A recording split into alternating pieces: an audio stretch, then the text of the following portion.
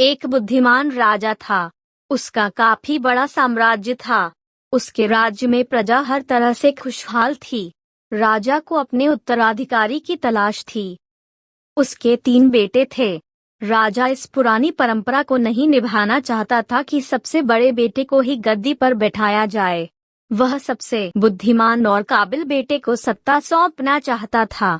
इसलिए राजा ने उत्तराधिकारी के लिए तीनों की परीक्षा लेने का फैसला किया। राजा ने तीनों बेटों को अलग अलग दिशाओं में भेजा। उसने हर बेटे को सोने का एक एक सिक्का देते हुए कहा कि वे इसे ऐसी चीज खरीदें जो पुराने महल को भर दे।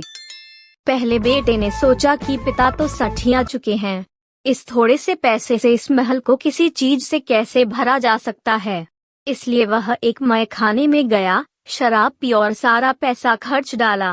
राजा के दूसरे बेटे ने इससे भी आगे सोचा। वह इस नतीजे पर पहुंचा कि शहर में सबसे सस्ता तो कूड़ा कचरा ही है, इसलिए उसने महल को कचरे से भर दिया। तीसरे बेटे ने 2 दिन तक इस पर चिंतन मनन किया कि महल को सिर्फ एक सिक्के से कैसे भरा जा सकता है। वह वाकई कुछ ऐसा करना चाहता था जिससे पिता की उम्मीद पूरी होती हो। उसने मोमबत्तियां और लोबान की बत्तियां खरीदी और फिर पूरे महल को रोशनी और सुगंध से भर दिया। इस तीसरे बेटे की बुद्धिमानी से खुश होकर राजा ने उसे अपना उत्तराधिकारी बनाया।